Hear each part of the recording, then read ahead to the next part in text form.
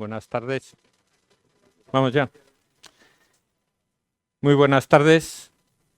Bienvenidos a una nueva sesión del Aula de Cultura del Diario Montañés, en colaboración con el Ateneo de Santander. Hoy vamos a hablar de economía.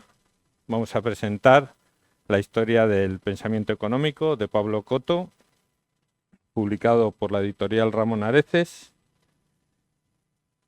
Y el autor, bueno, es de todos ustedes conocido. Yo esbozaré unos apuntes sobre su biografía por refrescarlo y por tenerlo presente.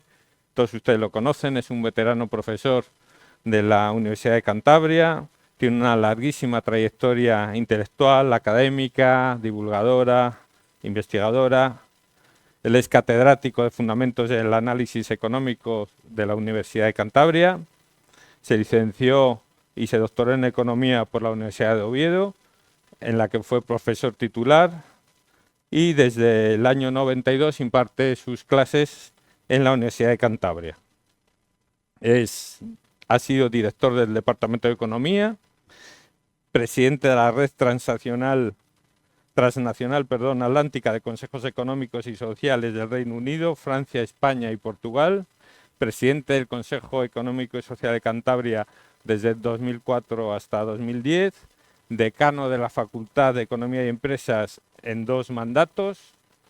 Desde el año 2000 dirige el máster y los cursos universitarios en Comercio Internacional, Transportes y Logísticas. El máster es el más, si no el más, uno de los más antiguos, es pionero en la universidad, yo creo que es el primero o el segundo. Y no contento con todo esto, acaba de poner en marcha un nuevo máster, en esta ocasión dedicado al Big Data y inteligencia artificial en comercio internacional, transporte y logística. Ha investigado pues, sobre todo lo imaginable, por ejemplo, sobre privatización y liberalización, el impacto de las nuevas tecnologías, el impacto económico de las infraestructuras, planes de viabilidad económica, etcétera. Ha hecho estancias en universidades de Europa y de América, ha dirigido decenas de tesis doctorales, proyectos de fin de carrera, proyectos de fin de máster, nacionales e internacionales. Algunos de los proyectos y convenios de investigación que ha dirigido han sido en colaboración con la Comisión Europea, Banco Europeo de Inversiones, Ministerio de Educación, Ministerio de Transportes, Puertos del Estado, AENA, Fundación BBVA, por citar algunos de las entidades públicas o empresas como Enel, Unión Fenosa, E.ON, Indra, Apia 21, Aqualia, Cantur, etc. Es editor y consejero de redacción de media docena de revistas científicas y colaborador semanal del Corte Inglés. Entre sus publicaciones, ¿qué he dicho? Desde el Corte Inglés, ¿por qué he dicho yo el Corte Inglés?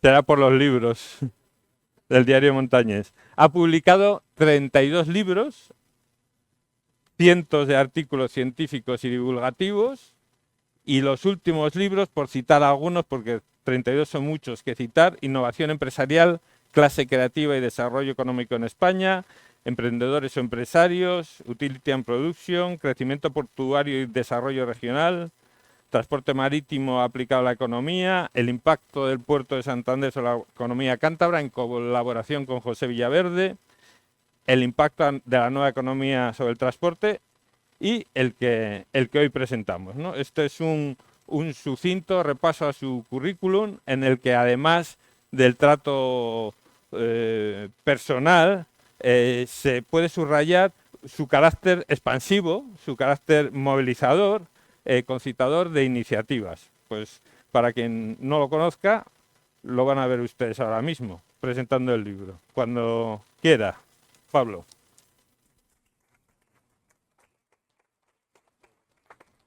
Adelante.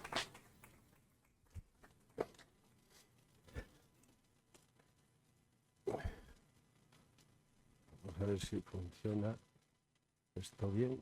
Bueno, vamos a ver. El pasador, igual tiene que ir cargando. Hay que encenderlo. Muchas gracias. Buenas tardes.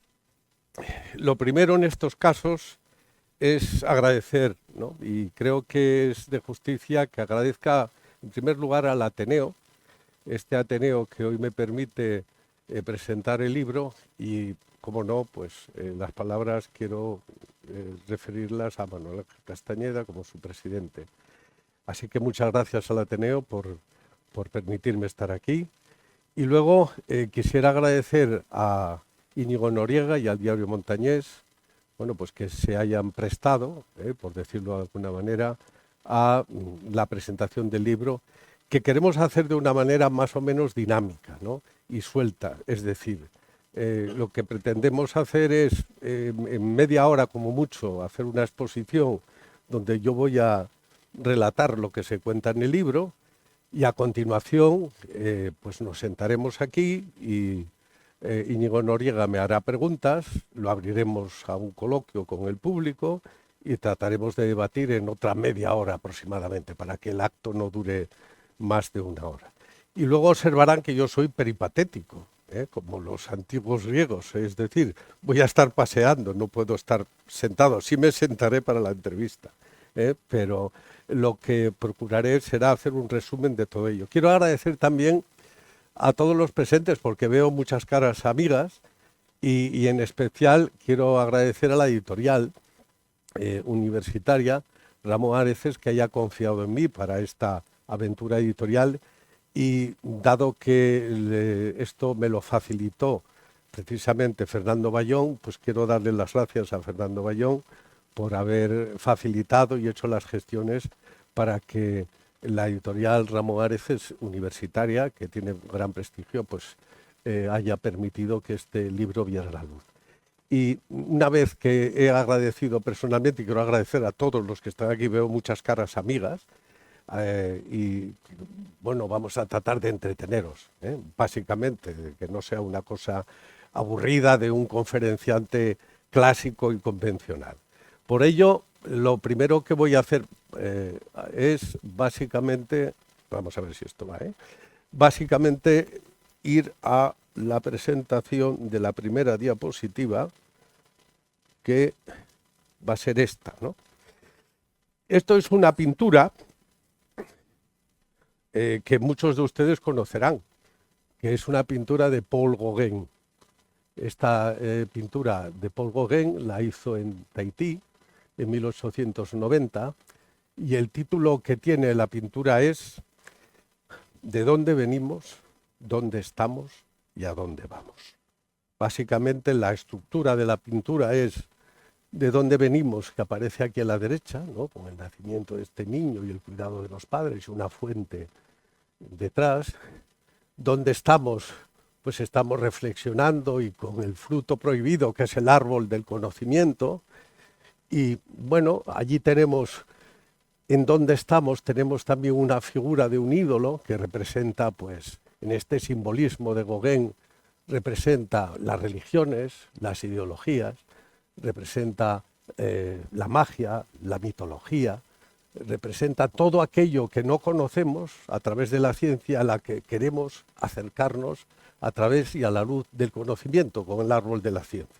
Y aquí finalmente tenemos pues una figura que representa pues la madurez y la vejez y luego un pájaro que bueno, que puede representar el espíritu, ¿no? Básicamente Gauguin era simbolista y en realidad lo que nosotros queremos hacer con la historia del pensamiento económico también es ver de dónde venimos en el pensamiento económico, dónde estamos hoy y hacia dónde vamos, básicamente. Por eso empezamos con los griegos. Los griegos, básicamente, el más importante es Sócrates, que no nos dejó nada escrito, pero que introdujo la mayéutica, ¿no? Ese procedimiento por el cual uno acaba conociendo la verdad a través de interrogantes. Interrogantes que el propio Sócrates hacía a sus discípulos y les hacía reflexionar y llegar a la verdad. Él no había tratado temas económicos porque consideraba las cuestiones económicas mundanas. Incluso el comercio le consideraba pues algo despreciable, como el trabajo. El trabajo lo consideraba también despreciable porque para él lo importante era pues las hazañas bélicas, la guerra, la conquista, y la filosofía, el conocimiento, la reflexión. Era una época también en la que tenían esclavos para trabajar y donde el comercio pues era considerado una actividad vil. Luego tenemos a Protágoras, el siguiente en la diapositiva, y luego a Jenofonte. Lo que tenemos con Protágoras y Jenofonte es que por primera vez se introducen en lo que llamamos la teoría del valor. Es decir, cuánto valen las cosas, cuánto vale esta silla, cuánto vale la mesa, cuánto vale una botella de agua, ¿no? Eso, el valor se puede apreciar subjetiva u objetivamente. Subjetivamente algo vale para mí, pues una cantidad, lo que sea. En cambio, objetivamente tenemos que acercarnos al valor de una silla o de una mesa de otra manera. ¿Cómo? Pues precisamente Protágoras introduce algo que luego retomaría Marx y Engels, que es, vamos a ver qué cantidad de trabajo, en horas de trabajo, hay detrás de una silla, detrás de una mesa. Y entonces tendremos un valor objetivo, que es la teoría del valor trabajo, detrás del valor de la mesa. Pero ese valor objetivo no tiene por qué coincidir con el valor subjetivo que tenemos cada uno. Valor y precio, que es un título que en el diario Montañés, frecuentemente en el digital, pues tiene una sección. En realidad el valor y precio no tienen por qué coincidir, pero realmente ya se lo planteaban los antiguos griegos, la diferencia entre lo que es el valor de una manera subjetiva de un bien o un servicio y lo que es el precio, si se quiere, el valor objetivo, ¿no? Aquí tenemos a los dos grandes maestros de la filosofía en la obra de Rafael, que aparece allí en la Capilla Sixtina, y tenemos a Platón a la izquierda y a la derecha tenemos a Aristóteles. El uno, que no creía en la propiedad privada, Platón, el primer comunista de la historia, dicen los libros de historia del pensamiento económico, que sin embargo no creía en la democracia, creía en que un filósofo debía de gobernar. Y el otro, Aristóteles, que sí creía en la propiedad privada, incluso creía en el beneficio. Esto es una cosa interesante. Hasta Adam Smith, todo intercambio de bienes debe de ser igualitario. Es decir, cuando uno intercambia o hace una transacción, debe de recibir en horas de trabajo lo mismo que él da al otro individuo, en el caso de una transacción. Y él lo resuelve con la introducción de la moneda. Hay un magnífico cuadrilátero donde Aristóteles representa esto en la Ética a Nicómaco, ¿no? En cambio, Platón, pues lo que consideraba los temas económicos los consideraba también mundanos y desde luego no creía ni el uno ni el otro en el cobro de intereses. Si se prestaba algo había que devolver algo, pero en su justa medida, no con el pago de ningún interés, la misma cantidad. Propiedad privada, tipo de interés y luego transacción justa. Pasa el tiempo, llegamos ya a los romanos y Justiniano ya aprecia en el código de Justiniano que se pueden cobrar intereses cuando hay préstamos. Realmente ya en la época griega se realizaban préstamos. Una cuestión es que moralmente no estuviera bien visto y otra cuestión es que legalmente sí estuviera aceptado. Justiniano ya lo legaliza. Dice, bueno, pues vamos, pero es una legalidad, la de los romanos, que pasa a ser moral, porque los romanos toman toda la filosofía, todo el arte de los griegos, pero pasan a hacer leyes. Y las leyes que hacen los romanos, los contratos y el código justiniano contempla perfectamente que es legítimo obtener beneficio en las transacciones y que es legítimo cobrar intereses. Es un paso adelante importante, pero no hacen otras aportaciones a la economía de interés. Con el paso del tiempo tenemos, pues San Agustín, con las confesiones y la ciudad de Dios, y Santo Tomás de Aquino.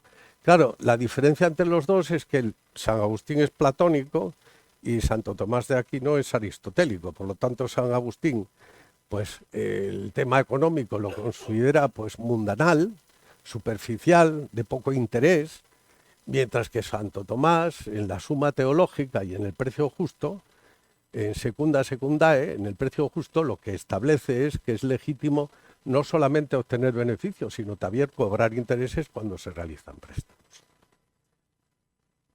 Una cosa que sí quiero destacar del libro es que hago un repaso de algo que es bastante desconocido, que es la escuela de Salamanca. Vamos a ver, antes que Adam Smith, antes que los clásicos, antes que Malthus, antes que Marx, que Engels, tenemos una escuela, que es la escuela de Salamanca, que es una escuela económica que tuvo una relevancia importantísima y que eso ya básicamente comenzó a finales del siglo XV, continuó el XVI y parte del XVII. Y ahí tenemos a gente tan importante como Francisco de Vitoria, que está aquí a la izquierda, y luego vamos teniendo aquí pues, a Juan de Mariana, Domingo de Soto, Martín Azpilicueta y Luis de Molina. Todos ellos construyeron dos teorías que luego aplicarían y se siguen aplicando hoy, que son la teoría cuantitativa y la teoría del flujo de los metales. La teoría cuantitativa lo que básicamente dice es que si nosotros aumentamos la cantidad de dinero que existe en la economía, lo que pasa es que suben los precios, pero la renta sigue siendo la misma. ¿Se entiende bien? Más cantidad de dinero, como tengo la misma cantidad de bienes, lo que pasa es que suben los precios, pero la renta, el producto nacional de un país sigue siendo el mismo. Eso es básicamente la teoría cuantitativa. Y la teoría del flujo de metales o flujo de especies, básicamente, que eso también lo dijo Domingo de Soto, que era alumno de Francisco de Vitoria, piensen que eran catedráticos de teología y lo que hacían eran dictámenes sobre si era moral y cristiano hacer esta transacción o no hacer esta transacción. La moralidad les importaba mucho.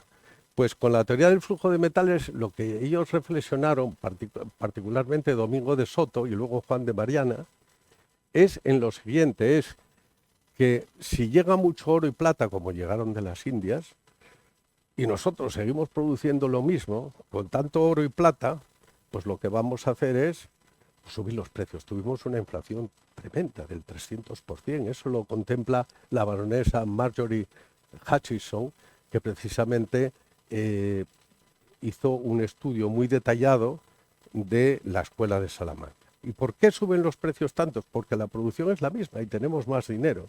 Incluso lo que hacemos es, al tener más dinero, importar más del exterior y producir menos, con lo cual nos hundimos económicamente. Tuvimos una crisis tremenda como consecuencia de esas llegadas de oro y de plata de América. Y eso lo reflejaron ellos muy bien. Pero quizá lo más importante, y que está más de moda hoy con los catedráticos de Harvard, con Acemoglu y Robinson, es precisamente la consideración del capital humano. Hoy lo llamamos capital humano. Pero lo que decían ellos frente a los mercantilistas, que lo importante era el oro y la plata, y tener una balanza de pagos con superávit, lo que decían ellos era, no, la riqueza está en las personas, en el capital humano, en las personas que están bien educadas y están bien formadas. La riqueza de un país son las personas. Y eso lo decían ellos. Y eso precisamente es lo que hoy en día están diciendo desde Harvard dos aventajados profesores como Acemoglu y Robinson en ¿Por qué fracasan los países?, que es un texto que yo recomiendo, que es de mucho interés. Por lo tanto, tenemos una escuela aquí, que es la Escuela de Salamanca, que es muy interesante de recuperar y en alguna medida de seguir investigando y ver a todos el rosario de autores que hay ahí y de legajos, donde encontramos verdadera sabiduría. Y ya aquí tenemos a los mercantilistas, que precisamente ya he hablado un poquito de ellos, que son los que creen que tenemos que tener superávit en la balanza de pagos y que tenemos que tener nuestras arcas con oro y con plata. Y ahí tenemos pues a un inglés, Richard Cantillon, aquí tenemos a Colbert, que fue ministro de Finanzas francés, y aquí tenemos Luis Ortiz, que hizo unos dictámenes y un memorial dirigido al rey recomendando precisamente tener equilibrada la balanza de pagos. Contra estos es contra los que la Escuela de Salamanca luchó, y contra ellos también lucharon estos que son lo que llamamos los fisiócratas. Los fisiócratas se reunían en una especie de altillo que había en el Palacio de Versalles, donde estaba de médico François Quesnay, Quesnay castellanizado, ¿no?, que es el que tenemos ahí a la izquierda. Y estaba formado por un grupo de intelectuales como el conde de Boudot, Mercier de la Rivière o el marqués de Mirabeau, por ejemplo, ¿no?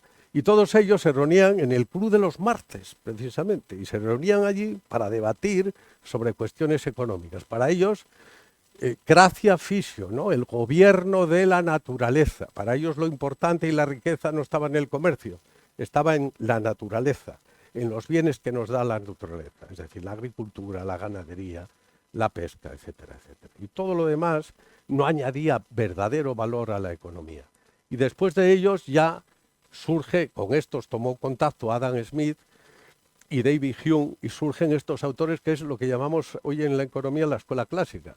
Ahí tenemos a David Hume, filósofo y economista, tenemos a Adam Smith, aquí tenemos a David Ricardo, aquí tenemos a John Stuart Mill, y este señor es Malthus, el del ensayo de la población. Adam Smith, la mano invisible, el libre mercado, que todos más o menos conocemos.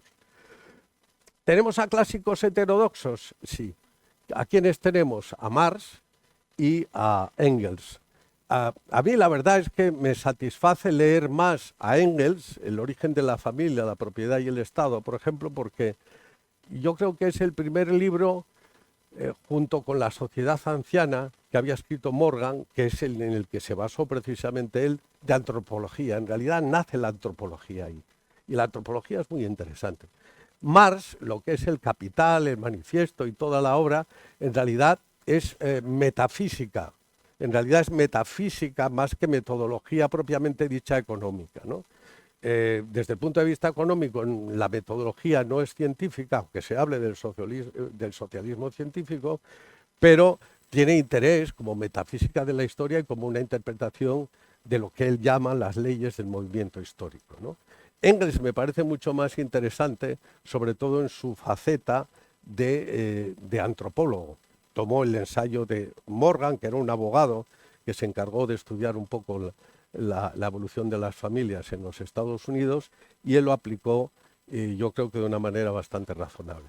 Y luego tenemos ya otra escuela, los neoclásicos. Finales del siglo XIX, comienzos del siglo XX, tenemos a Alfred Marshall en la cátedra de Cambridge, tenemos a León Barras en Lausanne, después de peregrinar por toda Francia intentando obtener cátedra, obtuvo cátedra en Lausanne, en Suiza, y luego su heredero, Pareto. Este es autor del equilibrio parcial, que en economía pues solemos contar que este señor pues, estaba bastante enfermo y tenía los huesos mal, y iba a secar, decía él, a Palermo, ¿no? Y entonces cuando pasaban los veranos en Palermo, pues se subía al tejado, y en el tejado tomaba el sol. Pues una vez en el tejado se le ocurrió plantear la mano invisible de Adam Smith en un par de ejes coordenados como una oferta y una demanda, y descubrieron un equilibrio. Bajó con una escalera e inmediatamente lo escribió, y eso se conoce como las tijeras de Marshall, ¿no? Que es una cosa pues muy curiosa. Por el contrario, León Barras le tenía mucha envidia a Alfred Marshall y decía que todo lo que hacía en Cambridge no valía, que lo que valía era lo que hacía él, que era el equilibrio general competitivo, mucho más matemático. Incluso llegó a pedir para él el Premio Nobel de la Paz, porque decía que su descubrimiento era muy importante y que había llegado por fin a elevar a la economía a una ciencia de las duras como la física, ¿no? Y luego tenemos a Pareto, que todos lo conocemos. Si León Barras tuvo una vida más o menos razonable y discreta, y sin demasiado recursos económicos, Pareto sí que fue afortunado, hizo dinero, asesoró a muchos empresarios, y todos ustedes conocen, o todos vosotros, perdonad, conocéis pues la ley de Pareto, ¿no? 80-20, ¿no? Pues el 80% de los problemas provienen del 20% de las causas, o el 80% de los ingresos provienen del 20% de los clientes, o el 80% de los ingresos de un país está concentrado en un 20% de la población, y así múltiples aplicaciones. Pareto es muy interesante. Ya tenemos posteriormente, y después del crack del 29, a Keynes. Keynes trabajó mucho, que siempre está olvidado, yo por eso le he puesto ahí, con Joan Robinson, ¿no? Joan Robinson, que es esta señora que estuvo en la India trabajando mucho, en realidad solo tiene un pequeño agradecimiento en la teoría general del empleo, el interés y el dinero de Keynes, y en realidad ella trabajó mucho en esa obra, debía de ser coautora, aunque luego acabó enfadándose con Keynes y en alguna medida, bueno, pues siguieron caminos, vamos a decir, diferentes, ¿no? Ella es de la escuela de Cambridge del Reino Unido, que tiene un planteamiento diferente a la escuela de Cambridge de los Estados Unidos. Keynes, pues lo que hace es justificar la intervención en la economía en épocas de crisis, cosa que para los neoclásicos era impensable. Pero ya, si surge Keynes por una parte, surge por otro lado los monetaristas, Chicago. ¿Y qué ocurre? Bueno, pues que el funcionamiento keynesiano, que llega bien hasta los 70, parece que en los 70 ya no funciona tan bien. Y en los 70 la curva de Phillips, que es un poco lo que estaba montado con la teoría keynesiana, ya no funciona tan bien y pasamos a resurgir unos nuevos teóricos de los que el líder sobre todo es Milton Friedman. Y también pues Milton Friedman todo lo trabajó no con Rose Friedman, su mujer, sino con esta señora, que es esta señora que hay aquí, que es Anna Schwartz, que hizo toda la historia económica monetaria de los Estados Unidos de 2 siglos y pico, ¿no? Que es básicamente donde está toda la teoría monetaria. Y luego tenemos otra escuela que ahora está de moda y que quiero que conozcan para finalizar, que es la escuela austriaca. Y quiero que la conozcan y digo que está de moda porque tenemos a un presidente en Argentina, Milei, que se declara de la escuela austriaca. La escuela austriaca nace con Menger, que es este señor que tenemos aquí, que lo que hace es ser partidario de la teoría del valor. ¿Se acuerdan que yo decía inicialmente la teoría del valor subjetiva? Pues partidario de la teoría del valor subjetiva y por lo tanto de que no es medible, no se pueden hacer cardinales con las funciones de utilidad y por lo tanto se crea pues lo que llamamos la teoría de las curvas de indiferencia. Este es Menger, luego está Mises y luego aquí tenemos a Hans Hermann Hoppe y al líder de todos ellos más actual es Hayek. Las polémicas de Hayek y de Keynes son, vamos, estupendas de ver y se pueden ver en las redes sociales. Tenían 2 puntos de vista totalmente diferentes. Hayek, como liberal, no quería intervenir la economía bajo ningún concepto, mientras que Keynes, en situaciones de crisis, porque Keynes también era liberal, sí que admitía la intervención. Y luego otro autor, que es Murray Rothbard, que es pues un contemporáneo que también tiene un libro de historia del pensamiento económico, se titula así, pero es desde la perspectiva puramente austriaca. Finalmente, hemos evolucionado hasta lo que llamamos, después de los monetaristas y de los keynesianos, Hicks y Keynes, que aparecen en esta fotografía, y luego Paul Anthony Samuelson, llegan a crear lo que se llama la escuela de síntesis neoclásica keynesiana. Tratan de mezclar el planteamiento de la escuela neoclásica con un nuevo planteamiento keynesiano.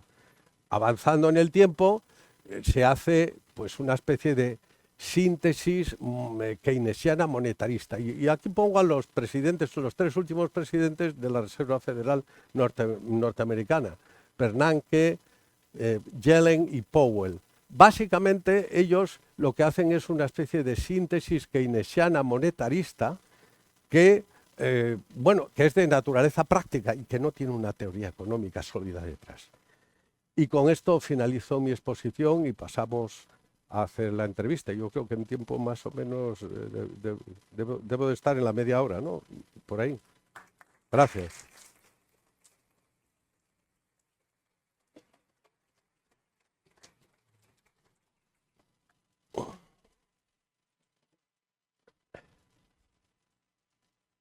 Bueno, ¿Media hora? media hora clavada. Vale, muy bien. Bueno, si les parece, me gustaría plantear esto como una charla abierta, ¿no? Yo voy a ir haciendo preguntas al profesor Coto, pero si alguien de ustedes quiere hacer alguna pregunta, pues nos indica y las vamos introduciendo, sus preguntas.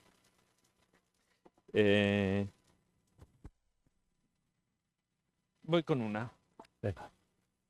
Un viejo director de periódico solía decir, cuando alguien aseguraba que la política no me interesa nada, es un rollo, le contestaba, la política está en todo. Cuando usted se lava los dientes, está haciendo política sanitaria. ¿La economía también está en todo? Bueno, vamos a ver. Nosotros tenemos una cosa que se llama política económica y otra cosa que se llama economía política. A ver. En primer lugar, economía política, pues es donde se empieza a hacer economía como ciencia. y eso se impartía en lo que eran las facultades de Derecho y se trataba de hacer como una ciencia. Ahí los primeros textos de Adam Smith y demás era economía política. Y luego, claro, cuando pasamos a la política económica está en todo, porque ahí tenemos política fiscal, tenemos política monetaria, tenemos política de la vivienda, tenemos política de la salud, tenemos política educativa, etcétera, etcétera. Entonces, en el momento que hacemos política, hacemos economía también. Yo creo que con eso he respondido, ¿no? Más o menos. Bueno, pues, sigo.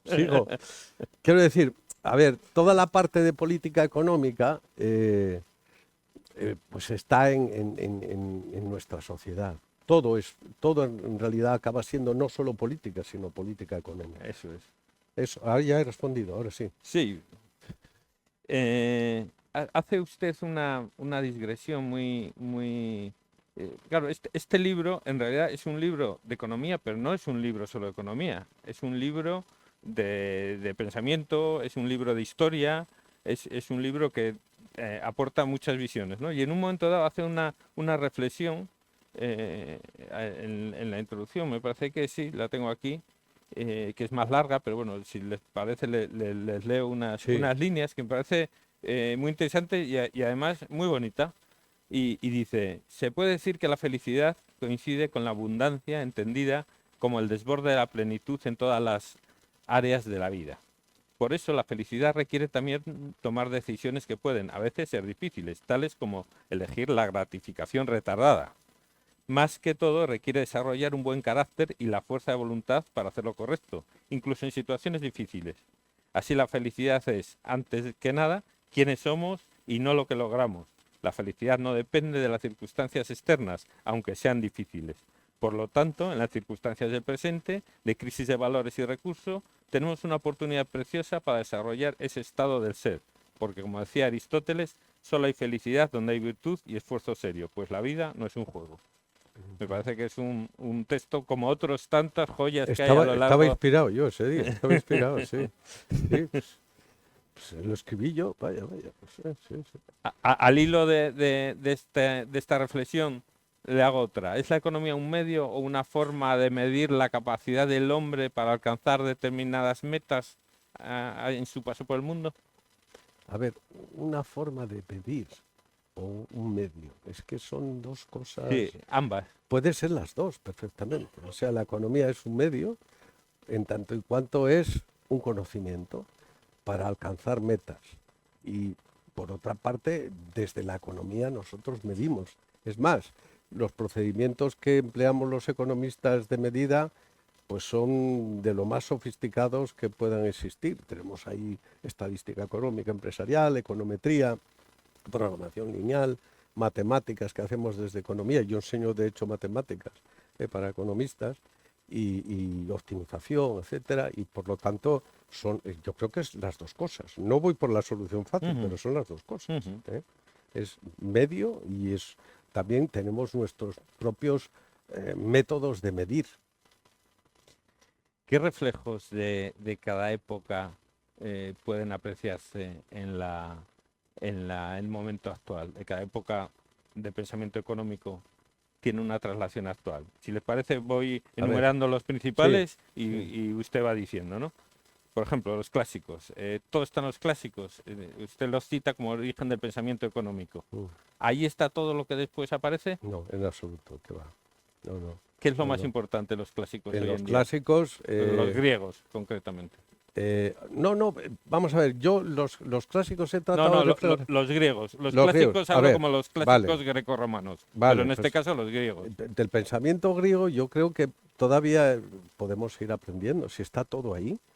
La reflexión que hicieron hace 2400, 2500 años, las reflexiones, el pensamiento, está ahí. Y además yo creo que es algo muy importante, los valores, ¿no?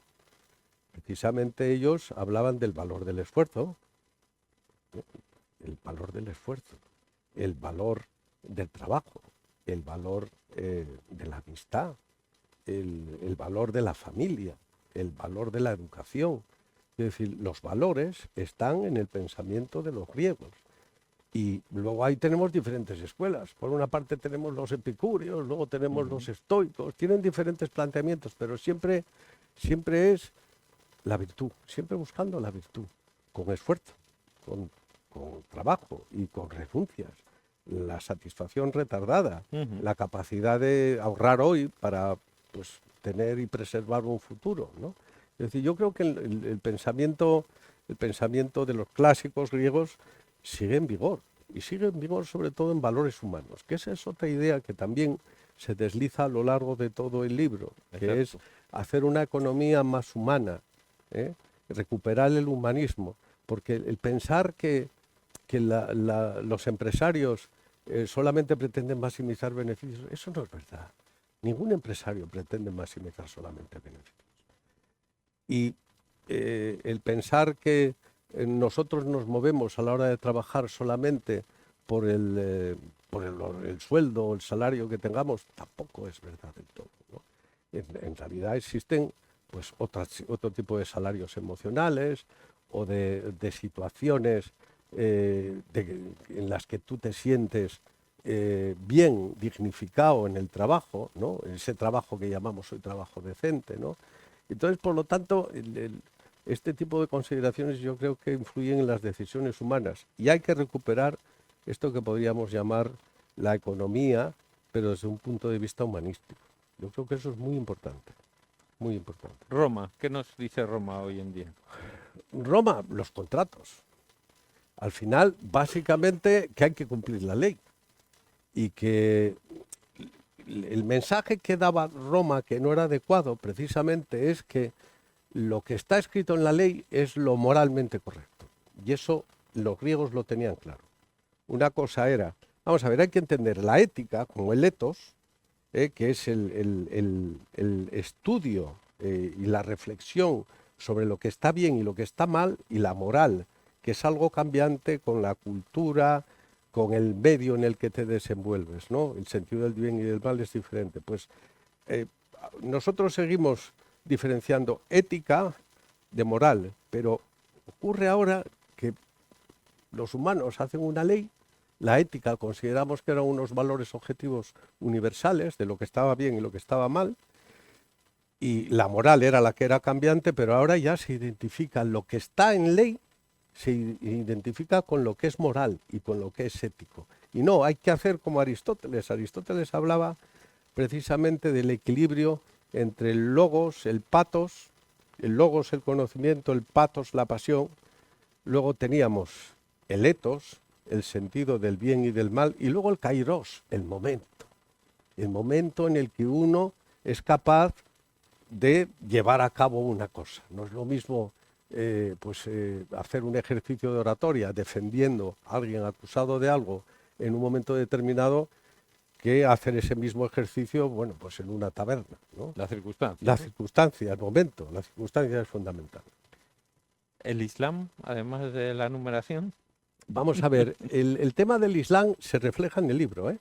Vamos a ver, ahí tenemos por una parte a Ibn Khaldun, que es un gran historiador y que creía en el libre mercado, curiosamente. Estamos hablando del Islam, estamos hablando del año 1000 aproximadamente, 1100 y algo, y ya cree en el libre mercado. Ibn Khaldun. Y luego tenemos Averroes y Maimónides. Averroes, que era médico, pero que era filósofo, también historiador. Es que los sabios de entonces eran sabios de todos los palos, si me permiten la expresión. Y luego el discípulo de Averroes, que era también médico, era Maimónides. Lo que pasa es que Averroes era islámico y Maimónides era judío. Y sin embargo, bueno, pues en aquella época este tipo de cuestiones religiosas no eran tan importantes. Y también hay que decir que tanto la tradición judía como la tradición islámica, y se explica, ¿no? En unos casos se crea la mojaraka y en otros la moatra, que son dos fórmulas diferentes para hacer préstamos, pero sin hacer préstamos. Los islámicos no pueden hacer préstamos. Lo que pueden hacer es un contrato con mandita, lo que llamamos hoy un leasing, con opción a compra, yo no te compro algo, te compro la casa, te la alquilo y luego tú tienes opción a comprarla, pero no hacemos préstamos. Eso en el Islam y en el planteamiento judío también. Los préstamos tampoco se pueden hacer así. Se pueden, entre ellos, quiero decir, pueden hacer préstamos, digamos que a los gentiles, al resto, que no forman parte de sus comunidades, sí. Es muy interesante. El tema del Islam es muy interesante. Tienen una comunidad muy cerrada, también como el tema, como los judíos, y bueno, pues esas comunidades tan cerradas entre ellos, pues dan lugar, bueno, pues en muchos casos a que, es que estoy pensando ahora mismo en el ataque de Irán a Israel, ¿no? Que es la noticia reciente. Entonces, bueno, pues da lugar a que se nos genere, vamos a dejarlo así, mucha incertidumbre al resto del mundo, ¿no? Después ahí irrumpe el cristianismo, ¿no? Sí. Con San Agustín, fundamentalmente, en primer término, que ya ha hablado de la teoría sí, del valor, ¿no? Sí, Eso. sí, sí. Lo que pasa es que San Agustín, todo, a ver, como cristiano, para San Agustín lo económico es mundanal y despreciable. Lo que decimos, bueno, pues son patrísticos, ¿no? Son los santos padres que interpretan la verdad a partir de las Sagradas Escrituras. Y entonces, claro, allí se decía, pues, más fácil es que un camello entre por el ojo de una aguja que un rico entre en el cielo. Entonces, claro, con esos planteamientos, todo lo que tuviera que ver con la propiedad privada, con el ganar dinero, pues dentro de los cristianos de esa época no estaba visto. Luego con Santo Tomás sí, y luego con la Reforma Protestante, pues también, y luego con la Contrarreforma. De Santo Tomás, precisamente la función social de la propiedad es de una gran modernidad hoy en día, Claro, aunque fuera un esbozo, digamos, de las teorías actuales, ¿no? Sí, sí, sí. Además es que tiene una defensa de la propiedad privada impecable. Quiero decir que se sigue utilizando hoy todavía y va muy detallada en el texto. Ya he hablado de la aportación de la Escuela de Salamanca, que es fundamental, ¿no? Y quizá no suficientemente reivindicada, ¿no? Deberíamos de reivindicar más las cosas que tenemos en España, porque al final el nacimiento de la economía política yo creo que está ahí en la Escuela de Salamanca. Lo reivindica la Escuela Austriaca, ¿eh? La Escuela Austriaca, y con ello pues la Universidad Francisco de Vitoria, que tienen en Madrid, y el Instituto Juan Mariana, y bueno, pues otras serie de universidades sí reivindican a la Escuela de Salamanca como el germen de lo que luego sería la Escuela Austriaca, ¿no? O la Escuela de Viena. Después, bueno, ya aparece los clásicos, la escuela clásica moderna, digamos, donde se establecen las bases del pensamiento, de la teoría política, ¿no? Tal como ahora la conocemos, y viene Marx, ¿no? Cuya influencia pues es evidente, ¿no? A lo largo de las décadas. Sí, pero bueno, vamos a ver, hay que tener en cuenta una cosa. Marx no hace un cambio tan revolucionario respecto a las teorías magnas. Es decir, es un clásico. Él en realidad conoce perfectamente la obra de Adam Smith, que es el que llama mercantilismo a lo que teníamos anteriormente, y a lo que tenían ellos anteriormente. Conoce perfectamente la obra de David Ricardo y conoce perfectamente la obra de Malthus. Y Marx, por ejemplo, la teoría de Marx es la teoría del valor-trabajo. Y la teoría del valor-trabajo ya les comenté que estaban Protágoras. Quiero decir, que es que dicen, bueno, la teoría del valor-trabajo está en Protágoras. No. Y el valor de uso y el valor de cambio, eso está en Adam Smith. Pero es que si nos apuramos estaba en Aristóteles también. Quiero decir, que muchas de las cosas que se atribuyen a Marx están en el pensamiento clásico. La diferencia fundamental que había en Adam Smith, Malthus, David Ricardo, el mismo Marx, es que son teorías magnas, son teorías de largo plazo, ¿no? De largo plazo. Es decir, que tratan de descubrir leyes de cómo evoluciona la economía y la historia a largo plazo. Por eso Marx plantea la teoría de la explotación, plantea precisamente las leyes del movimiento histórico, y además él toma como método la dialéctica que ya estaba en Aristóteles, por supuesto, y que estaba en Kant, que es, bueno, pues lógicamente de Kant, y que a su vez Hegel retomó, y él retomó todas las teorías de Hegel, ¿no? Entonces, todo está ahí, es el largo plazo. Todo es largo plazo, y hasta los neoclásicos. Pero luego llega Keynes y dice, a largo plazo todos muertos. Lo que nos interesa es el corto plazo. Me importa un bledo que se ajuste a la economía si tarda un siglo. No, se tiene que ajustar la economía, pero a corto plazo, porque la gente se está muriendo. Y eso ocurrió con el crack del 29. Y Keynes ahí fue genial, ¿no? Porque eso no se ha... Siendo un liberal, de una familia aristocrática, hijo de una alcaldesa, la primera mujer que era alcaldesa en Cambridge, ¿no? Y de un catedrático de economía, muy aristócrata, muy bien educado, muy liberal, y sin embargo dicen, no, hay que actuar en la economía en situaciones críticas. No tenemos que dejar que se recupere por sí misma, que es lo que decían los neoclásicos y los clásicos. Aquí en Cantabria, ciclo, ¿no? Eso es, en Cantabria y en Asturias decimos, bueno, la economía va mal, hay mucha crisis, pero bueno, ya saldrá. Es decir, nunca llovió que nos campó, ¿no? Pues bueno, ya saldrá ella por sí misma. Pero no, Keynes dice, no, vamos a actuar. ¿Cómo vamos a actuar? Pues vamos a hacer que aumente la demanda agregada. ¿Y cómo vamos a hacer que aumente la demanda agregada? Pues vamos a aumentar el gasto público. Empezó a hacer políticas que se llaman fiscales expansivas. Aumentar la deuda pública en épocas de crisis y luego en épocas de bonanza cubrir esa deuda pública y mantener un equilibrio presupuestario. Pero actuar en el corto plazo. La diferencia es corto y largo plazo. Probablemente Keynes es uno de los economistas más citados para justificar determinadas acciones políticas. Claro, es que luego tenemos post-keynesianos, neo-keynesianos, tenemos keynesianos de derechas, keynesianos de izquierdas, keynesianos liberales, keynesianos de todo tipo. Es que al final todo el mundo es keynesiano. Cuando tuvimos la crisis de la pandemia, todo el mundo era keynesiano, había que intervenir. Esto no se podía dejar que las cosas fueran por sí mismas, ¿no? Entonces, ahora somos todos keynesianos. Pero hay muchas escuelas, hay un rosario de escuelas alrededor de Keynes. Creo que no has citado en la presentación a Schumpeter.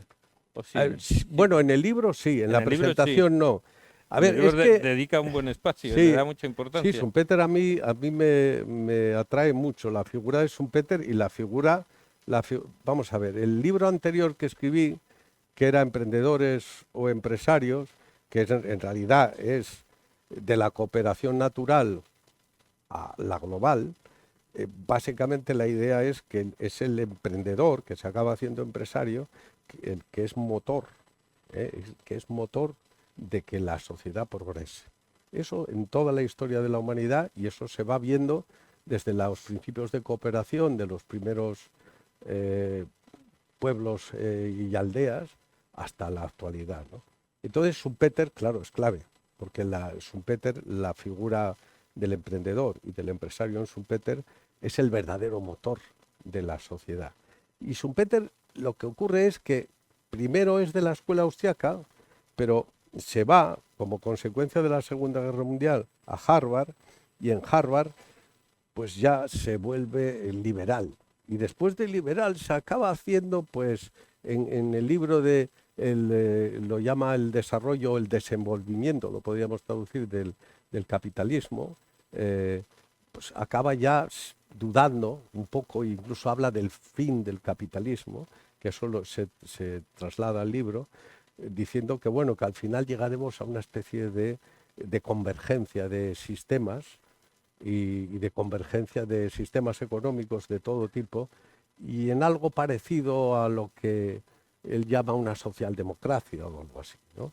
Pero que es curioso, viniendo de una escuela liberal, viniendo de Hayek, viniendo de autores como von Mises o como Menger, que llega a un planteamiento tan digamos, cercano a la socialdemocracia, choca un poco, ¿no? Pero yo no le puse porque no está dentro de ninguna escuela. Yo creo que Schumpeter es aparte. Schumpeter tiene un libro que se titula Historia del análisis económico, que es un libro que yo recomiendo siempre a mis alumnos, pero que como tiene 1.600 páginas aproximadamente, ninguno de mis alumnos pues acaba ni comprándolo ni leyéndolo. Entonces espero que se animen más a este que tiene 156 páginas, ¿no? Que es más llevadero. Bueno, les recuerdo que si alguien tiene alguna Sí, venga, pregunta por ahí para allí. hacer, pues podemos irlas.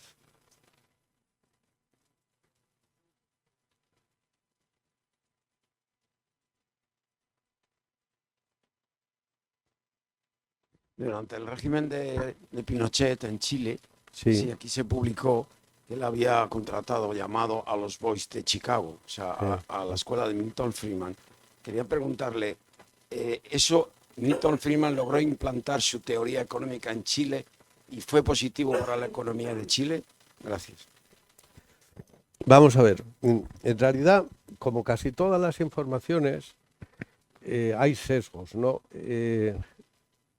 Y yo voy a defender ahora a Milton Friedman. Milton Friedman venía de estar en China, de dar un ciclo de conferencias como el que luego dio en Chile. Yo he estado en Chile también, precisamente, y conozco pues a los profesores que estaban allí y que, vamos, y me pasaron toda la información de cuando estuvo él. Él realmente lo único que hizo fue dar unas conferencias en Chile, no asesoró al gobierno. Lo que sí ocurrió es que muchas de las, en Chile, si estudias bien, te dan becas y acabas estudiando o en el MIT, como mi amigo Sergio Jara, o acabas estudiando en Chicago, como Juan de Dios Ortúzar. Quiero decir, gente muy brillante, muy buena, pues acaba teniendo becas para estudiar en Estados Unidos. Como se sospecha que Estados Unidos tuvo que ver en la intervención que le costó la vida a Salvador Allende y que, bueno, hizo que subiera Pinochet, se sospecha, digo, se sospecha, pues entonces se sospecha que Milton Friedman asesoró al gobierno al gobierno de Pinochet. Lo cierto es que el gobierno de Pinochet tomó medidas que al principio resultaron, bueno, pues no muy afortunadas, pero luego a medio plazo sí, acabaron resultando interesantes, ¿no? ¿Qué fue lo que, qué es lo que, qué tipo de medidas son las que se toman? Pues son medidas pues muy liberales. Es parecido a lo que está pasando ahora en Argentina con Milei, ¿eh? Es muy parecido. Pasa que Milei ha conquistado pues el gobierno por métodos democráticos, pero realmente son políticas muy parecidas a las que está ocurriendo, a las que se están llevando a cabo en Argentina. La cuestión es, veremos si resiste el pueblo argentino a este tipo de medidas, que son muy duras, porque es desaparición de funcionarios públicos, de sistemas de protección, etcétera, etcétera. También es verdad que la inflación está bajando y la inflación era un gran problema que había en Argentina. No obstante, bueno, pues lo que no tenemos los economistas son bolas de cristal para adivinar el futuro.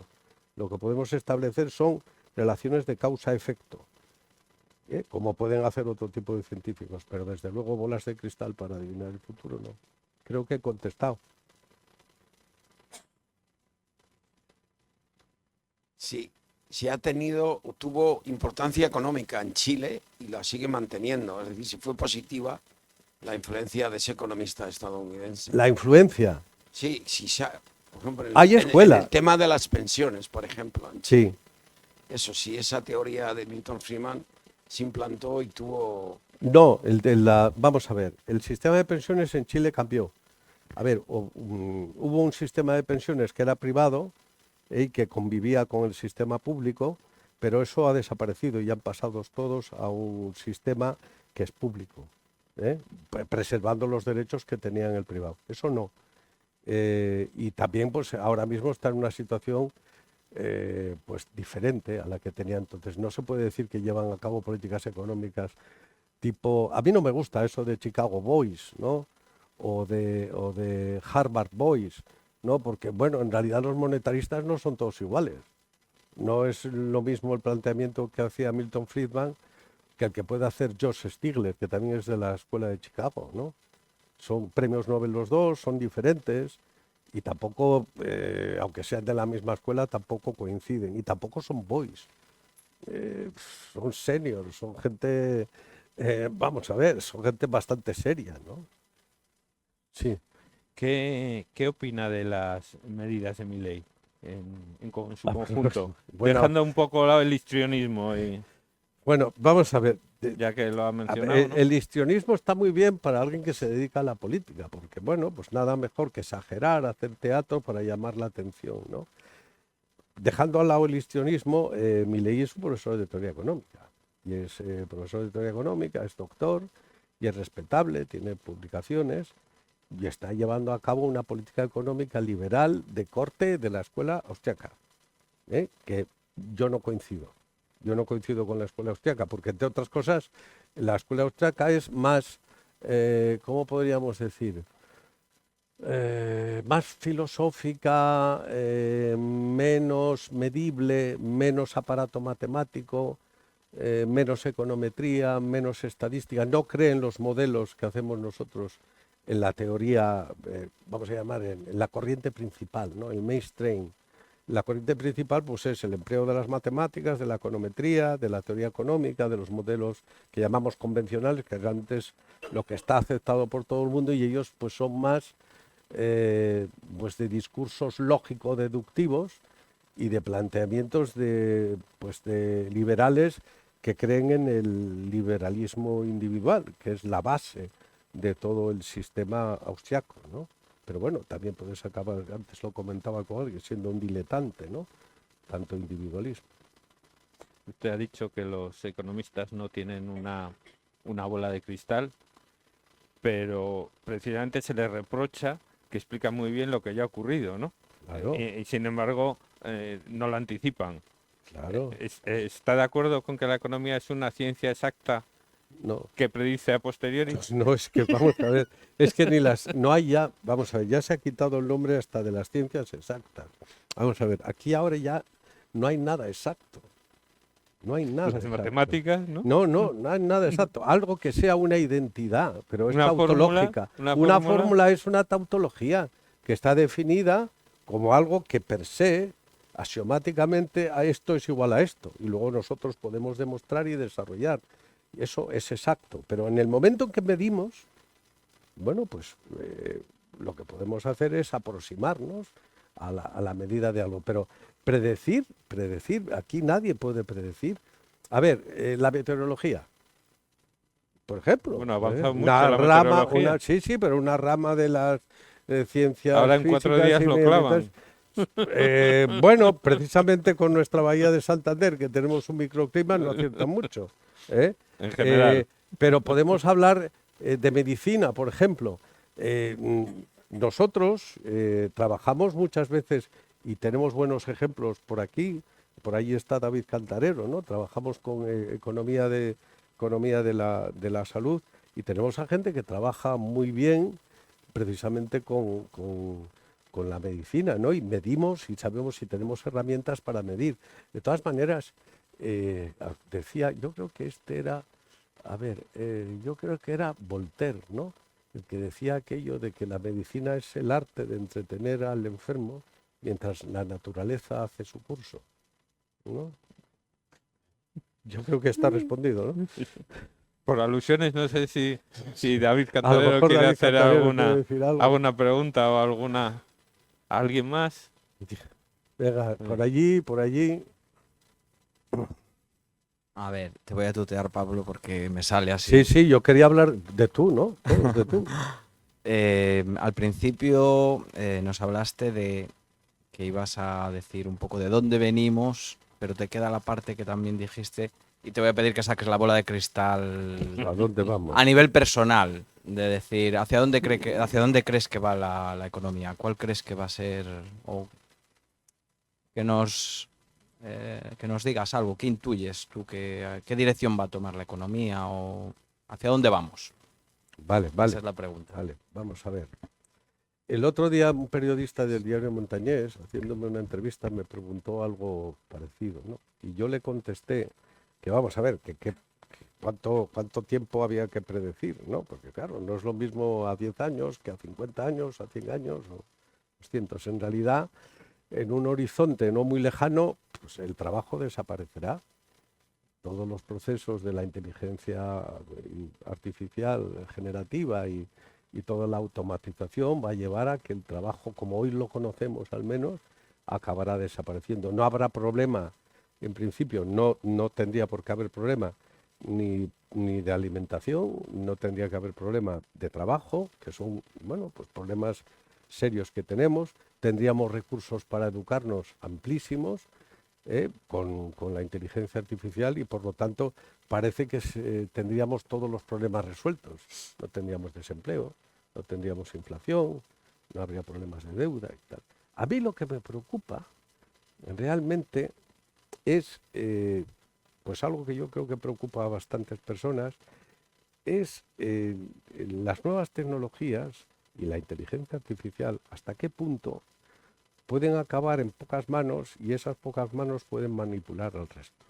Y es que, vamos a ver, aunque todos seamos, imaginémonos que seamos todos iguales, ¿no? En cuanto a recursos y demás, pero todos llevamos dentro como una ansia de poder, ¿no? De dominio sobre los demás, que no tiene por qué ser con dinero, no estamos hablando de eso, sino de que los demás hagan lo que nosotros pensamos que es lo que tienen que hacer. Entonces, eso es complicado. Y ahí está el comportamiento humano, que es muy complejo, ¿no? Y entonces, si acaban esos recursos en manos de alguien que pueda manipular a todos los demás, aunque solo sea por digamos, por el placer del poder, pues yo ahí tengo miedo del futuro de las ciencias de lo artificial, llamémoslo de esa manera, aunque lo he tomado del libro bueno, de Herbert Simon, que ganó el premio Nobel en 1978. Bueno, para eso están en nuestro sistema imperfecto los equilibrios de poder, ¿no? Claro, para que unos claro, poderes claro. compensen a otros. Sí, pero el problema está en la concentración. Cuando venga el gran poder, ¿no? A ver, se supone que los nuevos sistemas de inteligencia artificial, blockchain todos estos sistemas, se supone que serían descentralizados, ¿no? Y que al ser descentralizados, bueno, pues participaríamos todos en esa comunidad descentralizada y participaríamos pues de igual y igual. La cuestión es que no dominen ahí pocos. Y si dominan pocos, pues vamos a tener un ejercicio de poder. Nosotros en economía lo llamamos poder de mercado. Aquí sería algo parecido, ¿no? Lo que pasa es que el mercado son muchas decisiones, ¿no? Claro, Infinitas decisiones, claro, ¿no? Que convergen en claro. determinados movimientos. ¿Cómo situaría en esta historia del pensamiento económico las teorías actuales sobre decrecimiento, ¿no? Que propugnan el decrecimiento, frenar el desarrollo económico? Vamos a ver, el Club de Roma ya desde su constitución en el año 1957 predica el crecimiento cero. Entonces, de lo que se trata no es tanto de crecer como de redistribuir lo que tenemos adecuadamente. La cuestión es que la distribución de recursos es una cosa complicadísima, complejísima, y estamos hablando del planeta. Estamos hablando de todos los países del mundo, ¿no? Eso es difícil. Por ello, la única forma de generar empleo, de generar riqueza, hoy por hoy es crecer, es con el crecimiento. Por eso tenemos todo un conjunto de teóricos del crecimiento económico. Antes había alguna otra. Había por mano allí por ahí. más. Sí. Hace unos años escribió un economista Sí, en El Mundo de que la mujer tiene derechos jurídicos, pero no económicos. A mí me parece un disparate, pero usted... Y la segunda pregunta, hoy que es el Día de los Mayores, ¿qué opina usted que están asustados de que los viejos van a hundir la economía, que no tal? Yo soy gerontólogo, he estudiado la cuestión y desde luego te voy a decir lo que usted no sabrá, de que la persona humana puede durar 140 años y ha muerto ya una señora en Georgia con 132. Pero lo que me refiero yo es que se va a practicar lo que se llama el envejecimiento productivo. Y por consiguiente, ese miedo que tienen, pues me parece a mí, en mi opinión, es un disparate. ¿Qué opina usted? a ver, yo quisiera decir que estoy totalmente de acuerdo. Una cosa es que desde el punto de vista jurídico la mujer tenga los mismos derechos que el hombre, pero luego en la realidad económica no es así. Y por eso seguimos teniendo bueno, pues esta especie de brecha salarial tan importante para mujeres igual formadas y con el mismo trabajo respecto a los hombres. Por lo tanto, totalmente de acuerdo. Y además la brecha salarial es importante, está en torno al 25% en España, lo cual es importante. ¿Qué quiere decir eso? Pues habrá que llevar a cabo políticas de discriminación positiva hasta que la cosa más o menos sea razonable, ¿no? Eso en la universidad, por ejemplo, lo estamos haciendo. Tenemos el mismo sueldo, pero cara a promocionar, pues lo que hacemos es que los tribunales estén formados paritariamente. Pero claro, en las empresas eso es mucho más complejo, mucho más complicado. Es un esfuerzo de todos y ahí pues hay que trabajar. Así que estoy totalmente de acuerdo. Luego, el envejecimiento productivo. Yo creo que hay un prejuicio respecto al envejecimiento, hay lo que se llama el edadismo, ¿no? En realidad, si las personas están saludablemente bien y pueden contribuir al conjunto de la sociedad, pues pueden perfectamente no solo realizar trabajos productivos y envejecer dignamente y ser tratados dignamente, sino contribuir de verdad. Y cuando hablo de contribuir de verdad, digo seguir trabajando. Yo no entiendo muy bien por qué los médicos de la Seguridad Social a los 65 años se tienen que jubilar obligatoriamente. Yo es que me parece un disparate, un absoluto disparate. Y puedo poner ejemplos de otro tipo de profesiones, ¿no? Los catedráticos de universidad estamos hasta los 70, pero bueno, pues es que hay gente que está estupenda, que están por aquí, que tienen bastantes más de 70 años y pueden seguir dando clases. ¿Que hay que hacer hueco a las nuevas generaciones? Sí, pero bueno, pero hay fórmulas para hacer hueco a las nuevas generaciones y para que sigamos aprovechando el conocimiento de personas que saben de su campo y que además están casi en la plenitud de su sabiduría y conocimiento. En Estados Unidos, por ejemplo, el tema de la jubilación se contempla de una manera mucho más laxa, ¿no? Y uno puede seguir trabajando. Yo conocí a colegas de 80 y pico años en Harvard y están estupendos y siguen dando clases, y en California. O sea que igual que hablo en el ámbito de la universidad, hablo en el ámbito de la medicina o otros ámbitos, pues a lo mejor alguien pues no puede operar con la misma certeza, pero sí sabe y puede apoyar con sus conocimientos. Igual que hablo de estas profesiones, hablo de muchas otras, ¿no? Pero claro, que un escritor, por ejemplo, que no pueda cobrar derechos de autor porque entonces se le quita la pensión de jubilación. Bueno, es que hay unos disparates que no tienen ni pies ni cabeza. Yo creo que le he contestado. ¿Sí? ¿O hay más? Tenemos a Zacarías aquí.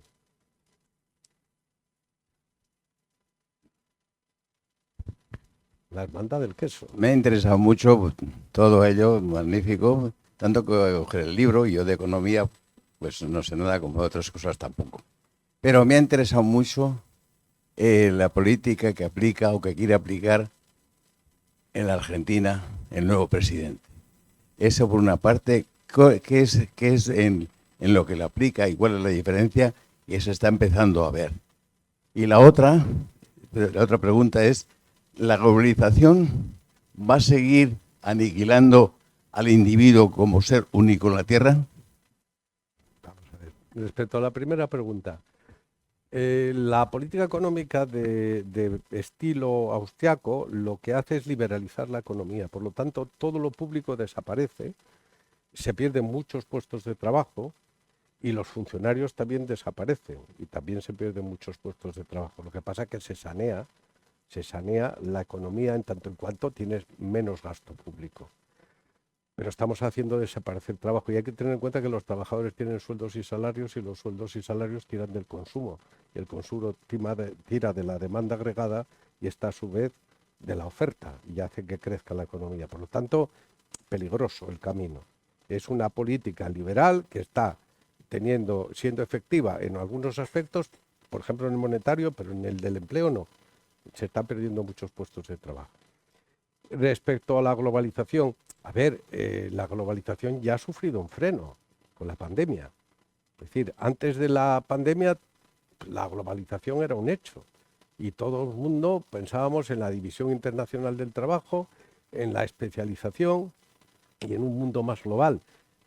La pandemia nos ha hecho recapitular y pensar, bueno, pues a lo mejor, por si acaso viene otra pandemia, tenemos que tener en nuestro propio país una serie de recursos y que no dependamos de esos recursos del exterior, porque se puede dar una circunstancia con otra pandemia, que esperemos que no, pero podría darse, y por lo tanto tenemos que ser en algunas cuestiones estratégicas autosuficientes.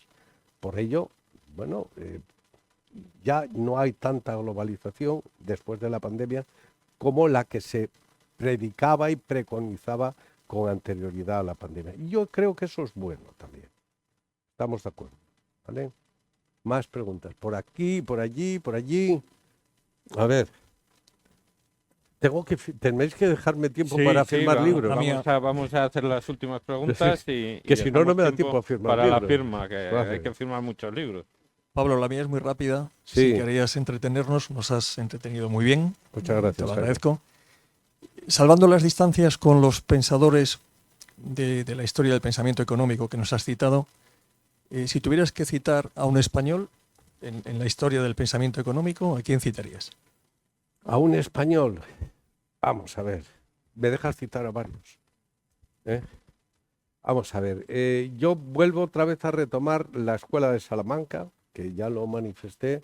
Yo creo que ahí, de toda la Escuela de Salamanca, al padre, que es Francisco de Vitoria, que luego ya, bueno, pues tuvo todos los discípulos, que en realidad era socrático, y realmente con sus apuntes funcionaron todos sus discípulos. Y luego ya más cerca, yo he tenido la ocasión de conocer a Enrique Fuentes Quintana y a Juan Velarde Fuentes. Y os explico muy brevemente. Mirad, yo cuando estaba haciendo el bachiller tenía una asignatura que era política. No sé si se llamaba formación del espíritu nacional. Nosotros le llamamos política, pero era un libro de Doncel que se titulaba Política Económica, que era un pedazo de libro estupendo, escrito por Enrique Fuentes Quintana y por Juan Velarde Fuentes. Y allí precisamente fue la primera vez que yo descubrí, pues que yo creo que tenía 15, 16 años, pues a Adam Smith, a David Ricardo, a Malthus, y ahí estaban todos los autores, ¿no? en ese texto. Entonces, yo de verdad me quedaría con Francisco de Vitoria, que es el padre de la Escuela de Salamanca, y luego me quedaría con estos dos grandes maestros, que tuvieron mucho que ver además en la transición democrática española y que son muy importantes, de los que hemos hablado tú y yo mucho, ¿verdad, Siño? Estos dos economistas, de hecho, han estado activos hasta los 90 años, ambos, hasta los 90 años. Y con una lucidez plena. Y con esa voz de trueno. Al hilo de la pregunta anterior, ¿no? Sí. Pues nada, la última pregunta. Todas las cosas dependen un poco del punto de vista, ¿no? Con que se aborden, aunque este es un libro objetivo, ¿no? Donde académicamente neutro, digamos, donde no expone sus opiniones personales respecto a sus opiniones en general sobre la economía. Yo no acierto a ver el punto de vista, porque en algunas cosas me parece socialdemócrata, en otras cuestiones me parece liberal. ¿Dónde se sitúa usted a sí mismo? Vamos a ver, de lo que se trata, vamos a ver. Un profesor no puede influir y un escritor tampoco debe de influir. Yo ya no estoy hablando del profesor, estoy hablando... Quiero decir, de lo que se trata es de que cada uno, aquí voy a ser socrático, de que cada uno encuentre sus propias respuestas. Yo creo que ahí hay muchas preguntas y hay algunas respuestas que dieron estos autores. Y por lo tanto yo creo que, bueno, pues que uno a la luz de la lectura del libro puede encontrar respuesta a la pregunta que me hace.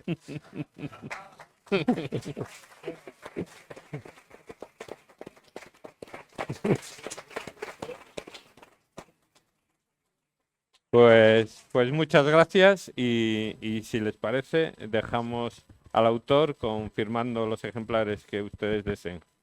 Vale. Gracias. Gracias. Muchas gracias. Muchas gracias.